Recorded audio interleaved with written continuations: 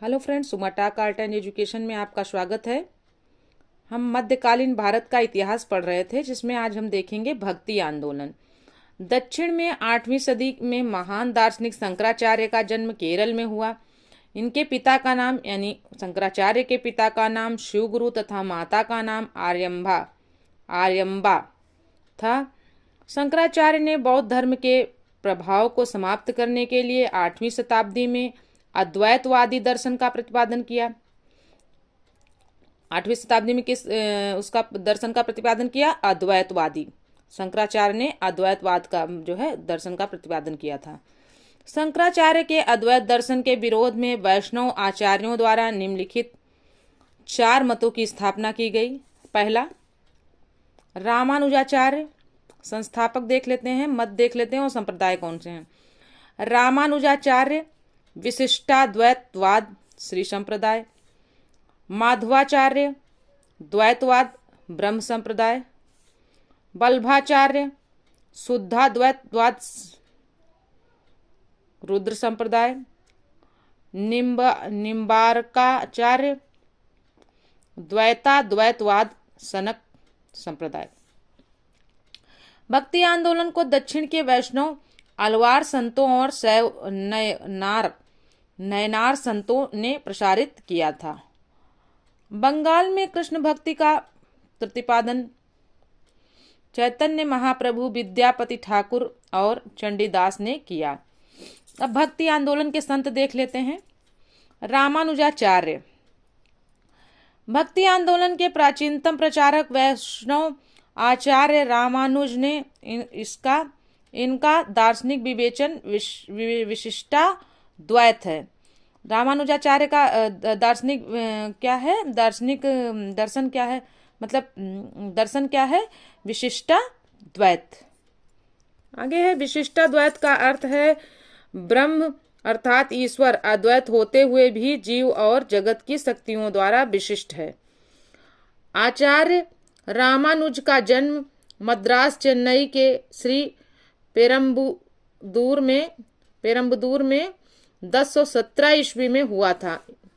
आचार्य रामानुजाचार्य के पिता का नाम केशव तथा मां का नाम कांतिमती था। इनकी मृत्यु यानी रामानुज की मृत्यु 1137 ईस्वी में हुई। रामानुज ने सगुण ईश्वर की उपासना पर बल दिया। उनके अनुसार मोक्ष का मार्ग कर्म, ज्ञान और भक्ति में निहित है। आइए देखते हैं वल्लभाचार्य जी ने क्या किया। वल्लभाचार्य सोमयाजी कुल के तैलंग ब्राह्मण श्री लक्ष्मण भट्ट के पुत्र थे। वल्लभाचार्य ने शुद्धाद्वैत मत का प्रतिपादन किया। किसका? शुद्धाद्वैत। रामानंद जी क्या किए हैं? आइए देखते हैं। रामानंद उत्तर भारत में भक्ति आंदोलन के प्रवर्तक थे। रामानंद जी उत्तर भारत में भक्ति आंदोलन के प्रवर्तक थे। रामानंद का जन्म 1299 ईस्वी में प्रयाग यानी वर्तमान में प्रयागराज में हुआ था और इन्होंने प्रयाग तथा वाराणसी में शिक्षा प्राप्त की थी। रामानंद ने सर्वप्रथम अपना उपदेश हिंदी में दिया था। रामानंद ने भक्ति को मोक्ष का एकमात्र साधन स्वीकार किया है। रामानंद ने कहा कि भक्ति करोगे तो मोक्ष की प्राप्ति होगी। रामानंद ने सीताराम की उपासना का आदर्श समाज के सामने रखा। रामानंद के प्रमुख 12 शिष्यों में पद्मावती और सुरसरी महिलाएं, कबीर, जुलाहा, रैदास, जमार, सेना, नाई, पीपा, राजपूत थे। भक्ति आंदोलन का पुनर्जन्म 15वीं-16वीं सदी में हुआ। इसका नेतृत्व कबीर, नानक, तुलसीदास, सूरदास एवं मीराबाई ने संभाला। अब देख लेते हैं कबीरदास को, जो आपने बचपन में दोहे हुए पढ़े होंगे, वही कबीरदास हैं। निर्गुण भक्ति धारा से जुड़े कबीर ऐसे संत थे जिन्होंने संत होने के बाद भी पूर्णतया गृहस्थ जीवन का निर्वाह किया। कबीरदास ने राम, रहीम, हजरत अल्लाह को एक ही ईश्वर के भिन्न भिन्न रूप माना है। कबीरदास वेदों और कुरान में विश्वास नहीं करते थे। बीजक संत कबीर के उपदेशों का संकलन है। यानी जो बीजक नाम का जो इनकी पुस्तक है, उसमें इनके उपदेशों का संकलन है। कबीरदास और उनके शिष्य धर्मदास के संवादों का संकलन, कबीरदास और उनके शिष्य जो थे उन दोनों की बातचीत का जो आपस में उन्होंने बातचीत किया उसका जो है संकलन कहाँ पर मिलता है? अमर मूल शीर्षक में प्राप्त होता है। कबीरदास सुल्तान सिकंदर लोदी के समकालीन थे। कबीर किसके समकालीन थे? सिकंदर लोदी के समकालीन थे। मलूकदास, संत मलूकदास का जन्म सुंदरदास खत्री के घर में 1574 ईस्वी में कड़ा वर्तमान कौशाम्बी में हुआ था, यानी कौशाम्बी जिले में हुआ था। कब हुआ था? 1574 में हुआ था। इनके पिता का नाम सुंदरदास खत्री था। ठीक है, आगे देखते हैं। गुरु नानक, गुरु नानक का जन्म 1469 ईस्वी में, या कहे आप इंग्लिश में बोल लीजिए 1469 ईस्वी में, 1469 ईस्वी को अविभाजित पंजाब के तलवंडी आधुनिक ननकाना साहिब में हुआ था।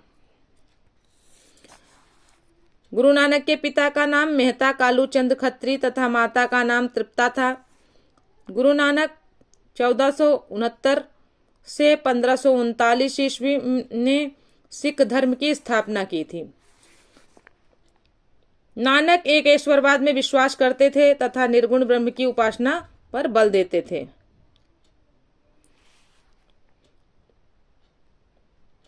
ये कहते थे कि ईश्वर एक है।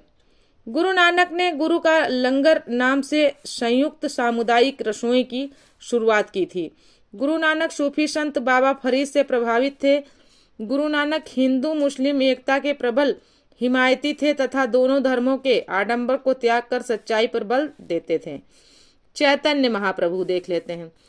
बंगाल में भक्ति आंदोलन के प्रवर्तक चैतन्य ने सगुण भक्ति मार्ग का अनुसरण करते हुए कृष्ण भक्ति पर विशेष बल दिया। चैतन्य का जन्म बंगाल के नदिया के एक ब्राह्मण परिवार में हुआ था।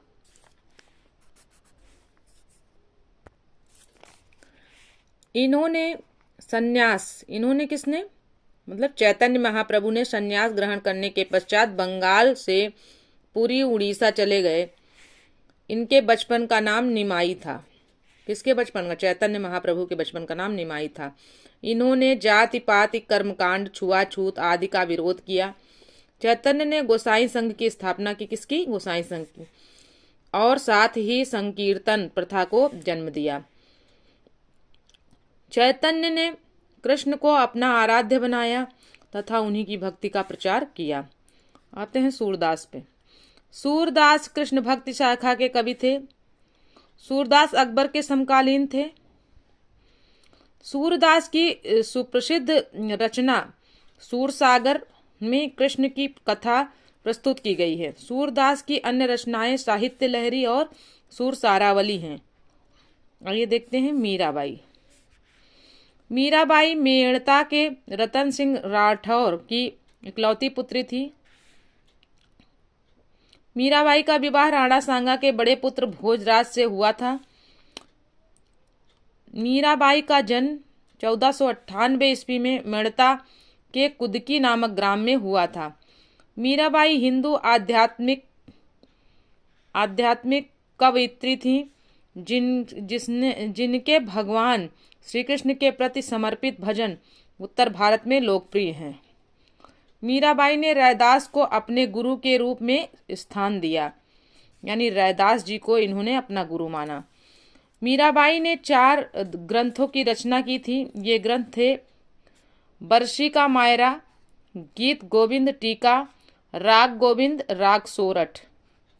मीराबाई महाकवि तुलसीदास की समकालीन थी तथा उनसे पत्र व्यवहार भी करती थीं। तुलसीदास जी को देख लेते हैं। तुलसीदास जी का जन्म 1532 ईस्वी में उत्तर प्रदेश के बांदा जिले में राजापुर में गांव में हुआ। तो देखते हैं फिर से। तुलसीदास का जन्म 1532 ईस्वी में हुआ। कहाँ हुआ? उत्तर प्रदेश के बांदा जिले के राजापुर गांव में हुआ। सुप्रसिद्ध भक्त संत कवि गोस्वामी तुलसीदास अकबर तथा जहांगीर के समकालीन थे।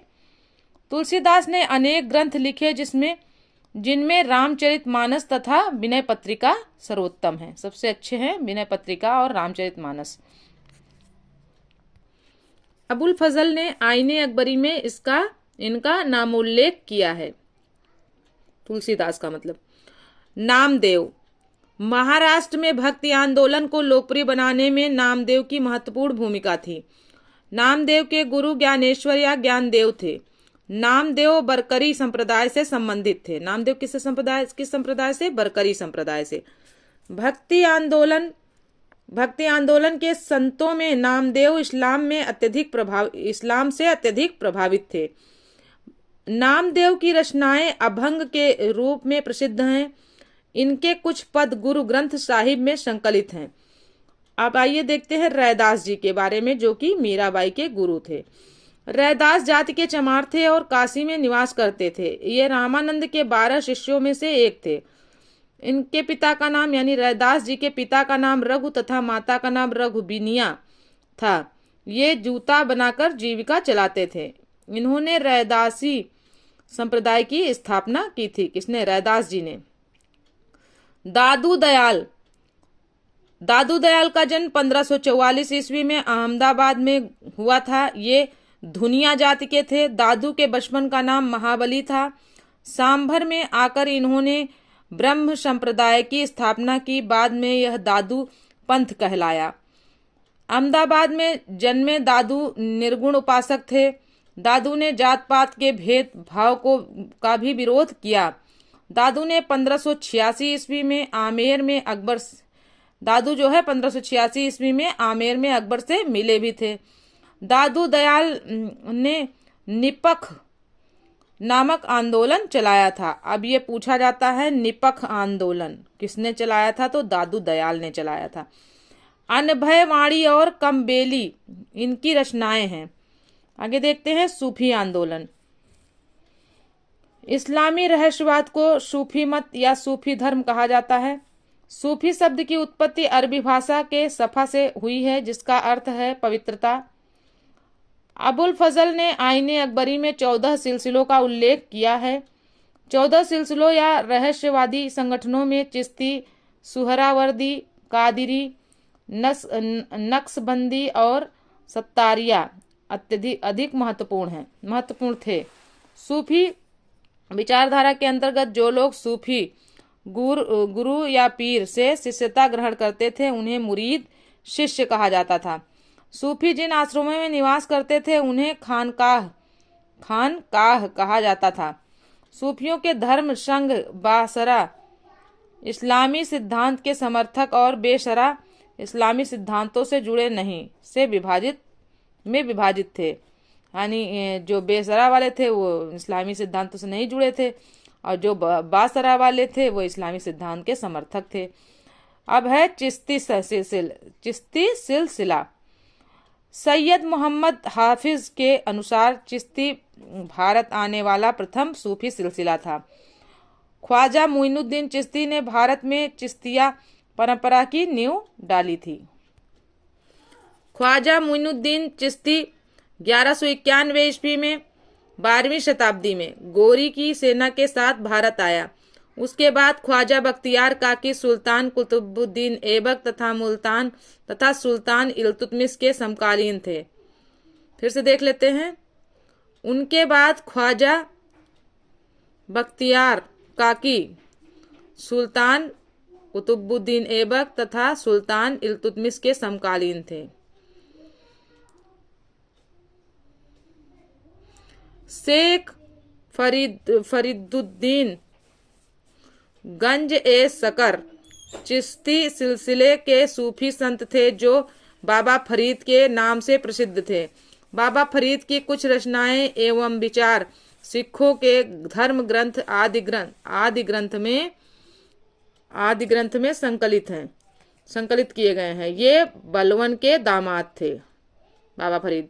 बाबा फरीद के 2 प्रमुख शिष्य निजामुद्दीन औलिया 1238 से 1325 ईस्वी तथा नासिरुद्दीन चिराग ए देहलवी चिश्ती संप्रदाय के प्रसिद्ध संत हुए। निजामुद्दीन औलिया ने अपने जीवन काल में दिल्ली सल्तनत के कई सुल्तानों का शासन देखा था। इन्होंने कहा था दिल्ली अभी दूर है। किसने पूछा जाता है ना, दिल्ली अभी दूर है, किसने कहा था? निजामुद्दीन औलिया ने कहा था। निजामुद्दीन औलिया के प्रमुख शिष्य शेख सलीम चिश्ती, अमीर खुसरो और हसन देहलवी थे। निजामुद्दीन औलिया के बाद शेख नासिरुद्दीन और शेख सलीम चिश्ती प्रसिद्ध चिश्ती संत हुए। शेख सलीम चिश्ती फतेहपुर सीकरी में रहते थे। अमीर हसन देहलवी को उसकी उच्च गजलों के कारण उसे भारत का सादी कहा गया। सुहरावर्दी सिलसिला।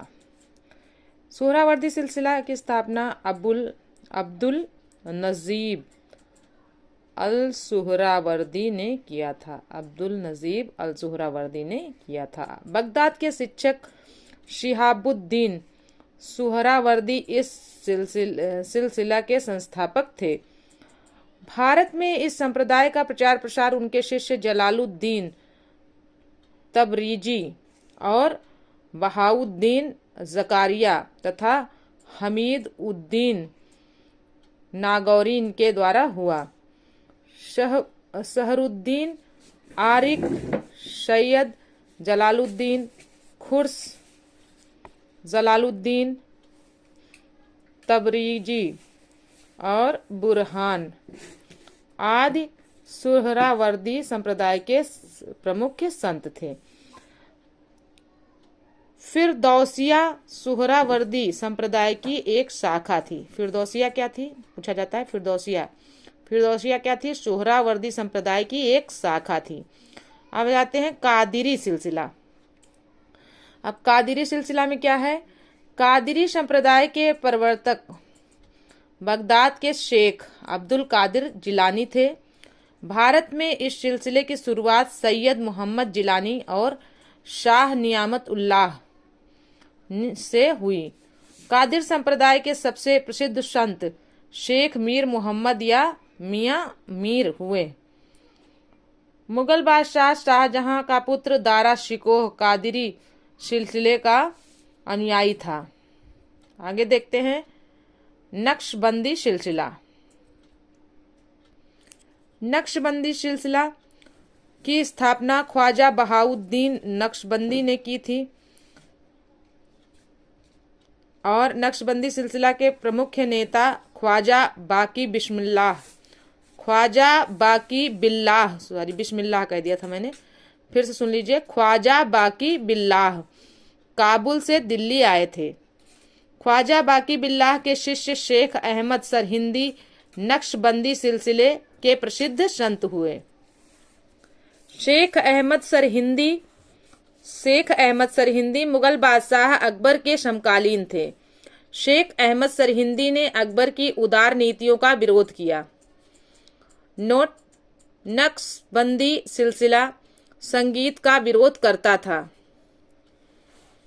सत्तारी सिलसिला। अब देख ले सत्तारी सिलसिला में क्या था। 15वीं शताब्दी में भारत में शेख अब्दुल्ला सत्तारी ने सत्तारी सिलसिले की स्थापना की थी। सत्तारी सिलसिला बंगाल, जौनपुर व मालवा में केंद्रित था, यानी यहाँ इनके मेन केंद्र थे बंगाल, जौनपुर और मालवा। सत्तारी सिलसिले के संत शाह मोहम्मद गौश भगवान कृष्ण को औलिया का रूप मानते थे। भगवान कृष्ण को किसका रूप मानते थे? औलिया का रूप मानते थे।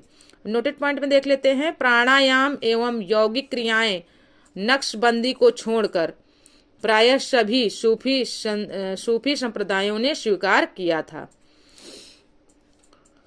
अब आगे है प्रमुख सूफी सिलसिला और उनके संस्थापक।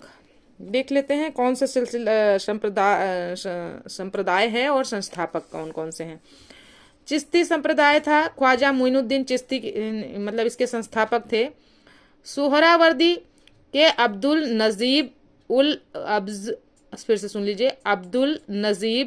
अल सुहरावर्दी। फिर है कादिर संप्रदाय के संस्थापक कौन थे? शेख अब्दुल कादिर जिलानी। फिर है सत्तारी संप्रदाय के शेख अब्दुल्ला सत्तारी। फिर फिरदौसी के बदरुद्दीन। फिर है नक्शबंदी के ख्वाजा बाकी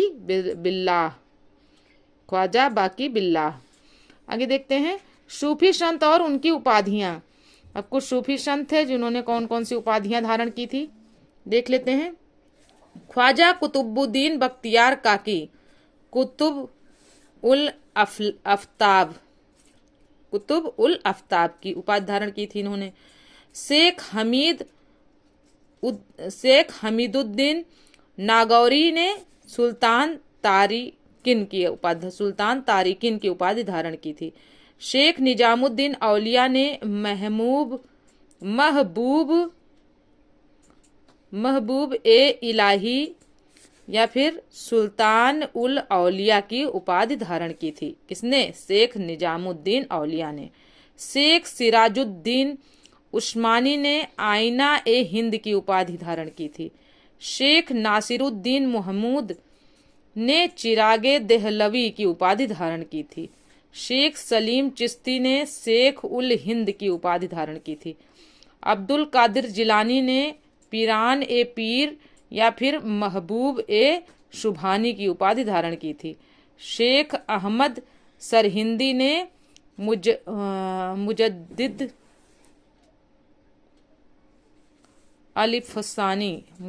अलिफसानी की उपाधि धारण की थी।